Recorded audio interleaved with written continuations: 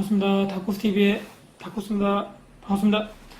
제가 오늘 여러분들과 같이 나눌 이야기 주제는요, 창업을 또 생각하시는 분들, 그리고 또 부동산 투자에 또 관심이 많으신 분들, 오늘 두 가지 제가 오늘 같이 접목해서 오늘 말씀드릴 주제가 있는데요. 창업과 부동산의 콜라보레이션. 여러분들 궁금하지 않으신가요? 여러분들 부동산과 창업의 관계, 콜라보레이션. 감이 잘 안 오시죠? 오늘 영상 끝까지 시청해 주시면요, 이 두 가지 연관관계에 대해서 제 생각과 제가 지금까지 했던 경험, 지식을 알려드리도록 하겠습니다. 끝까지 영상 시청 부탁드리겠습니다. 네. 제가 지금 방금 말씀드렸던 부동산과 이 창업, 완전 맥락 자체가 다른데요. 이 두 가지가 어떻게 접목되는 건가? 두 가지가 어떻게 콜라보레이션, 요즘에 가수들끼리 콜라보레이션 한다, 그리고 지금 유튜브 하시는 분들도 서로 그쪽 채널에 방문하셔가지고 이렇게 콜라보레이션 이렇게 막 하시던데 참 부럽더라고요. 저는 언제 한번 해볼까, 이렇게 안 되겠죠. 아직까지 좀 더 커야지만 저에게 그렇게 같이 하자고 제안을 하시겠죠. 아직까지 제 실력과 내공을 좀 더 키운 다음에 콜라보레이션을 한번 도전해 보도록 하겠습니다. 네, 농담이고요. 제가 지금 말씀드렸던, 제가 예전부터 부동산 투자도 했다 말씀드렸고, 지금 이렇게 제가 창업도 해서 창업 시장에 제가 뛰어들었다고 말씀드렸는데요. 제가 두 가지를 같이 이제 하다 보니까, 이렇게 해서 준비를 하시는 게 장기적으로 봤을 때 좀 더 좋지 않겠는가? 여러분들께 오늘 제가 가진 생각, 제가 했던 결심을 여러분들께 한번 말씀드려 볼까 합니다. 그 내용이 뭐냐면요. 부동산 정말 좀 공부하시고 나중에 정말 관심 있어 하시는 분들은, 그런 분들이 베이스가 되고 나중에 또 이런 분들이 나중에 내가 창업을 하겠다, 나중에 내 장사를 한번 해보겠다, 창업을 해보겠다 하시는 분들은 반드시 내 건물에서 장사를 또는 창업을 도전하라입니다. 이게 무슨 얘기인가요, 갑자기? 내 건물이 없는데 무슨 장사야, 이렇게 말씀하시겠죠. 언젠가는 우리의 꿈이 뭔가요? 제 영상 보시는 분들, 부동산 투자에 분명히 조금이라도 관심이 있으신 분들이라고 생각하는데요. 언젠가는 우리만 하나의 건물을 가진 건물주가 되는 것이 우리 누구의, 직장인도 마찬가지고 젊으신 분들도 요즘에 가장 선호하고 이런 게 하시는 게 월세반 이런 투자 또는 건물주가 되는 것이, 요즘 초등학생에게 물어봐도 네 꿈이 뭐야 하면 건물주라고 한다는, 참 이거 저는 안타깝다고 생각하는데, 현실적으로 자꾸 애들한테까지 이렇게 현실감이 작게 가게 되는 게 참 안타깝지만, 그래도 어쩌겠습니까? 시대가 변화하고 세상이 변해가는데 따라가야 돼. 따라가야지만 우리도 나중에 살아갈 수 있는 거죠. 그 따라의 변화의 중심, 변화의 선두가 우리가 되면 좋죠, 더. 그렇기 때문에 장사를 하시려고 나중에 언젠가는 나의 장사, 나의 사업, 나의 장을 하겠다고 하시는 분들은 분명히 내 건물에서 시작하시는 것이 저는 더 장점이 높다. 저는 이렇게 말씀드리면서, 왜 내 건물에서 해야 되나? 왜 내 건물에서 창업을 시작하는 것이 좋은 거에 대해서 네 가지, 오늘 제가 실제로 경험하고 느꼈던 말을 네 가지를 말씀드려 볼까 합니다. 첫 번째입니다. 남의 건물, 보통 이제 장사하게 되면 남의 1층 상가라든지 이렇게 2층, 3층 그런 빌딩 또는 상가에서 시작하시는 경우가 많은데요. 남의 건물에서 예를 들어서 하게 됐을 경우, 갑과 을, 상가임대차 보호법 관련돼서 복잡한 계약관계, 그런 게 안 해도 된다는 거죠. 장사가 여기가 잘 돼도 문제고 안 돼도 문제죠. 잘 돼도 문제고 안 돼도 문제네. 장사가 안 되면 당연히 문제죠. 왜냐, 내가 월세를 꼬박꼬박 내야 되는데 그 임대인에게 장사가 안 되면 어떻게 되나요? 우리가 보통 월세 내는 게 어려워가지고 보통 폐업을 많이 하시고, 장사 안 되는데 돈 안 된다 안 된다 하는 게 가장 큰 두 가지 축이 제가 알기로는 월세하고 인건비거든요. 그렇기 때문에 내 가게에서 시작한다면 월세 나갈 일이 없잖아요. 대신에 대출 이자가 나겠죠. 선택을 하셔야 됩니다. 대출 이자가 나가야 될 것인가, 또는 말씀드렸죠. 큰 건물을, 제가 예를 들어서 이런 큰 원룸이라든지 상가 건물을 사게 되면 내가 가진 현금으로는 살 수 없다는 거죠. 물론 이제 현금 많으신 분도 있겠지만, 이제 대다수 분이 이제 현금으로만 살 수 없고, 인수를 하게 되면 여기 있는 기존에 받고 있던 대출을 그대로 인수하면서 또 플러스 되는 게 뭔가요? 여기 사시는 분들의 세입자분들의 보증금을 같이 인수인계하는 거죠. 그래서 나머지 현금을 현재 그 소유주분에게 주고 내가 인수하게 되는데요. 방금 제가 말씀드렸던 대출이 있기 때문에 대출에 관한 월 대출 이자를 매달 내야 되는 거죠. 그걸 낼 것인가 아니면 월세를 낼 것인가. 자, 어차피 나가는 돈은 저는 이거나 똑같다고 보거든요. 금액이 똑같다는 게 아니고 개념적으로는 이게 나가거나 저게 나가거나 똑같은데요. 저는 그냥 과감하게 내 건물을 하고 그냥 상가임대차 보호법에 어렵게 막 그 값과 막 그렇게 쓰지 마시고, 왜냐면 안 돼도 아까 방금 말씀드렸던 월세가 계속 나가야 되는데 돈이 안 되면 월세는 줘야 되는데 돈이 안 돼요. 그런 문제가 있을 수 있는데 잘 되면 또 뭐가 문제냐. 요즘에 상가임대차 보호법 한다고 하는데도 뭐 5년 뭐 10년은 늘린다 하죠. 이제 상가임대차 보호법 장사할 수 있는 권한을 주겠다 하는데도 그래도 아직 5년이거든요. 불안한 거죠. 장사가 잘 돼도 뭐 그런 문제들 많잖아요. 뉴스라든지 언론 보시면 뭐 장사 잘 되는데 갑자기 임대인이 법적으로 해가지고 뭐 쫓아냈다거나 뭐 나가라 했다거나 잘 되고 있는, 그러면 제대로 뭐 일단 권리금도 못 받고 나가게 되는 이런 법적 투쟁을 하고 서로에게 지치는 그런 싸움이 되는 거죠. 그렇지만 내 건물에서 내가 장사하는 경우는 어떻게 되나요? 내가 그냥 1년 해도 되고 10년 해도 되고 100년 해도 됩니다. 자, 그렇기 때문에 그런 법적인 문제가 전혀 있을 수가 없다는 거죠. 그런 의미에서 제가 첫 번째로 말씀드렸고요. 두 번째입니다. 두 번째는, 자, 내가 만약에 남의 건물에 가서 장사를 하게 되면 어떻게 되나요? 처음에 임대차 뭐 계약을 하고 나서 그 건물, 보통 집하고 다릅니다. 상가는 들어가시는 분이 다 인테리어를 새로 다시 다 해야 되거든요. 보통 인테리어 하면 뭐 평당 뭐 100만 원, 200만 원, 말이 그렇지만 실제로 해보시면 몇 천만 원 들어가야죠. 자, 남의 건물에 몇 천만 원 들여서까지 그렇게 꾸며야 된다는 거죠. 남의 건물, 내 건물 아니잖아요.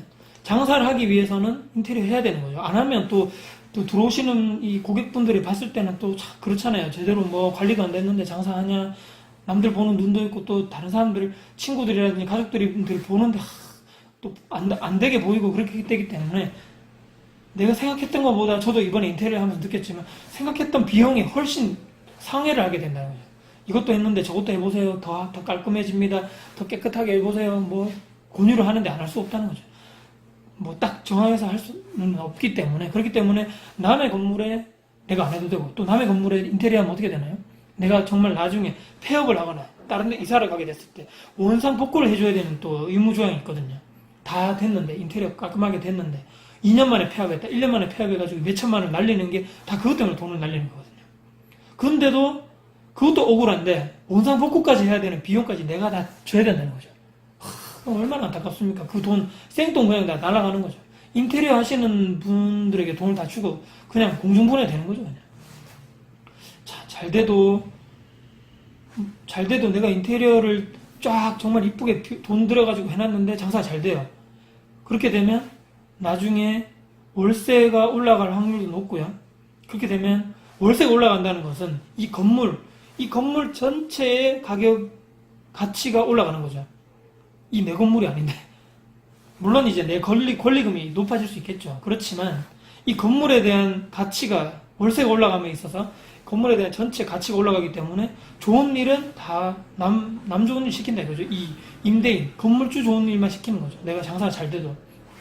그렇기 때문에 참 안 좋은 거고, 내 건물에서 내가 장사를 하게 되면 인테리어 비용도 내 건물에 하기 때문에 그냥 투자하면 되는 것이고, 또 건물 가치가 올라가면 내 건물이잖아요. 내 거. 그러면 얼마나 더 좋습니까? 내 건물의 가치가 올라간다는데 장사가 잘 되면 더 좋은 거죠. 일석이조인 거죠. 장사가 잘 돼서 돈도 벌고 이 건물에 대한 전체 가치도 올라가서 일석이조가 되는 거죠. 그렇기 때문에 저는 두 번째 이유로 말씀드릴 거고요. 세 번째입니다. 세 번째는 안정적으로 장사가 가능하다입니다.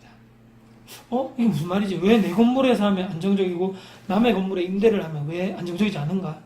이것은 제가 저번에 한번 제가 소개시켜드렸던 책인데요. 자, 넘버원이 아닌 올리원이 되라, 그 책에 이런 내용이 있었습니다. 자, 거기서 이제 여러 가지 뭐 비교 분석되고 통계를 냈는데, 내 건물에서 장사하시는 분들이 오히려 남의 건물에 임대를 해서 장사하시는 분들보다 마음의 안정이라든지 평균적으로 사업하는 기간이라든지 또 이렇게 편안하게 또 행복감이라든지 훨씬 더 길고요. 그리고 음식의 맛과 질, 품질도 더욱더 향상될 수 있다. 내 건물에 하시는 분들. 왜 그러죠?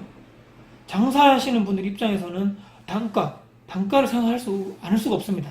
내가 여기 들어간 재료비, 뭐 내 노력, 인건비, 투자한 대비해서 이것을 얼마에 팔아서 얼마를 남겨야지만, 방금 제가 아까 처음에 말씀드렸지만 월세 나가고 인건비 나가고 관리비 나가고 또 뭐 식재료비 나가고, 예를 들어서 또 월 관리비 있잖아요. 비대, CCTV, 뭐 세스코, 또 정수기, 포스기 등등등등 뭐 월 관리비 다 빼고 남는 돈이 나의 인건비인데 단가를 생각하지 않을 수가 없다는 거죠. 그렇지만 내가 내 건물에서 장사하시는 분들은 오히려 좀 더 이게 여유가 된다는 거죠. 오히려 월세를 주는 것보다는 오히려 대출 이자를 내면서까지 내 건물에서 장사를 하게 되면 그런 비용을 오히려 좀 더 생각을 좀 상쇄시키면서 오히려 음식 질에, 재료에 좀 더 투자를 하게 되면서 좀 더 좋은 안정적인 품질의 제품, 품질의 음식이 제조될 수 있다고, 그렇게 평균적으로 나와 있다고 제가 그 글을 봤거든요. 그래서 저는 그 글에 100% 동의를 하게 됩니다. 그래서 그렇기 때문에 월세보다, 대신에 대출이자는 아니겠지만 그래도 월세에 대한 매달의 이 부담감이 줄어들기 때문에, 없어지기 때문에 좀 더 안정적으로 내 사업을 갈 수가 있다는 거죠. 그렇기 때문에 내 건물에서 내가 장사를 하는 것으로 시작하면 어떤가? 저는 그것의 세 번째 이유로 말씀드렸고요. 자, 네 번째입니다. 마지막 네 번째는요. 자, 이건 그냥 제가 이렇게 했으면 좋겠다고 여러분에게 말씀드리는 건데요. 반드시 1층이 상가주택이라고 그러죠. 1층이 상가고 2층, 3층, 4층이 일반 주거 건물로 되어 있는 1, 2, 3룸으로 되어 있는 그런 건물로 선택하심이 옳다. 저는 그렇게 봅니다. 자, 왜 그러냐면요. 아까 제가 말씀드린, 자, 월세를 내지 않는 대신에 이 건물 덩어리가 크기 때문에 내가 가진 현금으로 다 살 수 없다. 그렇기 때문에 대출을 받아야 되는데, 그 대출을 받으면 월 대출 이자를 나가게 된다.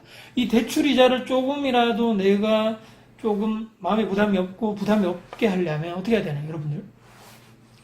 이 위에 나오는 월세로 나머지 대출 이자를 충당하면 되는 거죠. 여러분들 정말 중요합니다. 지금 제가 마지막에 말씀드리는 게, 지금도 저는 그렇게 하고 있고요. 자, 그러니까 플러스 엄청나게 돈을 많이 벌 수 없습니다. 왜냐하면 1층 이 상가 자체를 내가 쓰고 있기 때문에 여기에서 나오는 월세는 내가 받을 수 없잖아요. 내가 장사를 하기 때문에. 대신에 위에 있는 주거지역 2층, 3층, 4층에 있는 현재 사시는 분 세입자들에 의한 월세 소득, 이 소득을 받아서 대출 이자를 상쇄하는 거죠. 자, 그럼 어떻게 되나요? 저는 거의 비슷비슷하거든요. 이 나가는 돈과, 왜냐면 제가 말씀드리는 거는 보증금이 많기 때문에, 보증금이 많다는 건 전세 사시는 분이 많다는 얘기거든요. 전세 보증금, 나머지 월세 사시는 분들 몇 분의 월세금을 받아가지고 저는 이 돈을 대출 이자를 내게 됩니다. 이 건물에. 자, 그러면 저는 어떻게 되나요? 장사를 시작함에 있어서 여유가 약간은 생기는 거죠. 왜냐? 월세를 내지 않잖아요, 저는. 건물에서 시작하니까. 월세를 내지 않는 대신에 대출 이자를 내야 되는데, 이 대출 이자를 제가 어떻게 해결한다고 말씀드렸죠? 위에 사시는 분들, 현재 사시는 세입자분들의 월세를 받아서 대출 이자를 낸다고 제가 말씀드렸습니다.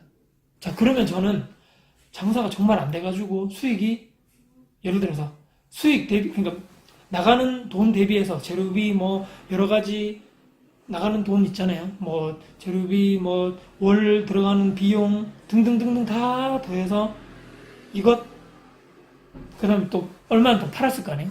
고객들이 와서 사가거나 배달해서, 그게 만약에 비슷하더라도 처음에, 그러니까 순수익이 없다는 거죠. 빵원이라도. 그래도 어느 정도 저는 버틸 여력이 된다는 거죠. 왜? 말씀드렸죠. 월세를 안 내도 되잖아요, 저는. 어디서 또 월세를 또 내야 되기 때문에 또 빚을 내거나 마이너스 대출 내가지고 월세 내시는 분들 많잖아요. 그거 말고 저는 위에 사시는 분들의 세입자분들이 월세를 받아서, 그 월세를 받아서 저는 대출 이자를 낸다는 말이죠. 이게 정말 중요합니다, 여러분들. 자, 그렇기 때문에 그런 시스템을 저는 만들어 놨다는 거죠. 그런 시스템을 미리 저는 예견하고 미리 생각하고 이 건물 투자한 겁니다, 저는. 나는 1층에서 장사를 하는 곳으로 예정돼 있었고, 그럼 어떻게 해야 되냐요? 월세는 안 내는 대신에, 계속 제가 강조드립니다. 월세는 안 내는 대신에 월 대출 이자는 나온단 말이죠. 이 대출 이자를 어떻게 할 것인가? 위에 사시는 세입자분들의 월세를 받아서 충당하자. 그러면 나는 어느 정도 몇 개월간은 안정화에 대한, 제가 지난번에 말씀드렸죠. 창업 최소한 6개월 정도는 안정화 기간이 필요한데요. 그 안정화 기간 동안에 버틸 여력이 생긴다는 거죠. 자, 그렇지만 제가 이렇게 안 하고 남의 건물에 가서 장사를 했다고 봤으면 이게 생길까요? 이런 여력이요? 장사가 안 됐어요. 만약에 6개월 동안에 매출도 없고, 아니면 거의 번 것이 없고 계속적으로 고객을 형성해 나가는 그런 기간에 매출이 없다 해서 월세 안 내면 되나요? 그건 아니는 거죠. 월세는 따박따박 내야 되는 거잖아요. 그 집주인 뭐 임대인에게. 자, 그렇지만 그렇기 때문에 힘들다는 거죠. 그렇기 때문에 초반에 매출이 안정화가 안 되는 분들은 왜 폐업이 높냐면 그걸 낼 여력이 없기 때문에 다른 데서 돈을 땡길 수밖에 없다는 거죠. 마이너스 대출 또 누구에게 빌려가지고 아니면 정말 없는 돈 대출 받아서 했는데도 안 되니까 폐업 안 한다는 거죠. 그렇게 해서 폐업하시는 분들이 엄청나게 많다고 제가 알고 있습니다. 중요한 것은 이 네 번째가 가장 중요합니다. 내 사업 안정화에 총력을 기울일 수 있다. 내 사업 안정화에 모든 집중력을 기울일 수 있는 조건이 바로 이게 된다는 거죠. 네 번째 이유. 이해하셨습니까? 자, 물론 단점이 있죠. 단점 무엇이냐? 이 건물을 처음에 사게 됨에 의해서 큰 목돈이 들어갈 수밖에 없다는 거죠. 임대를 하게 되면 보증금만 있으면 되잖아요. 월 뭐 1,000에 뭐 월 얼마, 어느 월 뭐 5,000에 월 얼마. 물론 이것도 큰 돈이지만 건물 매입 자금에 비해서는 작은 돈인데 큰 단점이 하나가 바로 제가 말씀드린 처음에 이 건물을 매매함에 있어서 큰 목돈이 들어간다는 거죠.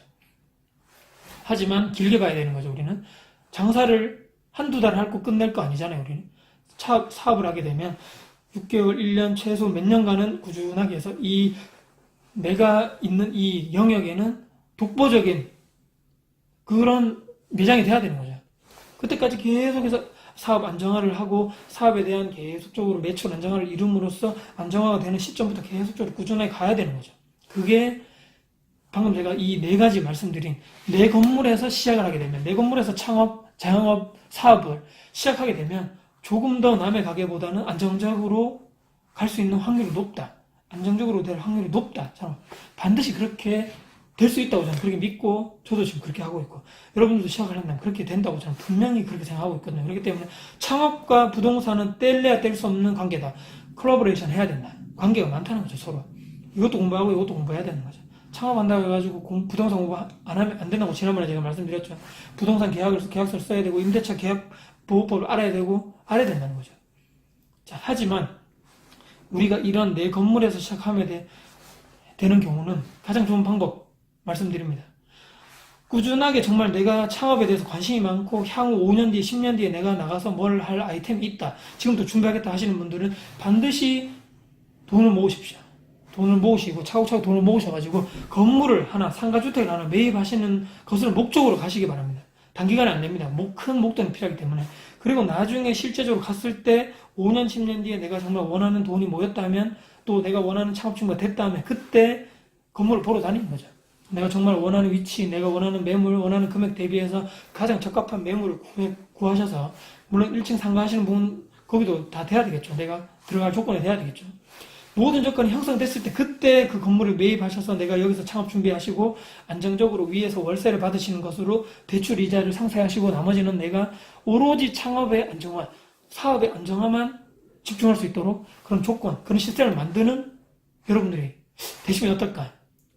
우리 플랜 B, C를 항상 생각해야 된다 말씀드렸는데 남의 집에서 장사하게 되면 너무 많은 변수가 생기기 때문에 내 창업, 내 사업 여기만 몰두할 수가 없다는 거죠. 그렇기 때문에 힘들고 큰 목돈이 처음에 들어가지만 그럼에도 불구하고 내 업장, 내 소유에 된 건물에서 내 사업, 내 창업, 내 일을 시작함이 어떨까? 그렇기 때문에 창업과 부동산은 뗄래야 뗄 수 없고 콜라보레이션 해야 된다. 저는 오늘 그렇게 오늘 영상에서 마무리를 드려볼까 하거든요. 자, 단기적인 플랜이 아닌 장기적인 플랜으로 여러분들의 인생, 여러분들의 창업, 여러분들의 부동산 투자 잘 돼가지고 나의 부동산 투자, 나의 부동산 매물의 가치가 더 올라가고 부동산 가격이 올라가면 이보다 더 좋을 수가 없죠. 이것도 좋고 내 매출도 올라가고 얼마나 좋습니까? 그렇기 때문에 여러분들 두 마리 토끼를 다 잡으시는 여러분들 됐으면 좋겠고요. 오늘도 부동산과 창업에 대해서 콜라보레이션 해야 된다. 반드시 영상 보시면서 이렇게 해야 되겠구나, 저렇게 해야 되겠구나.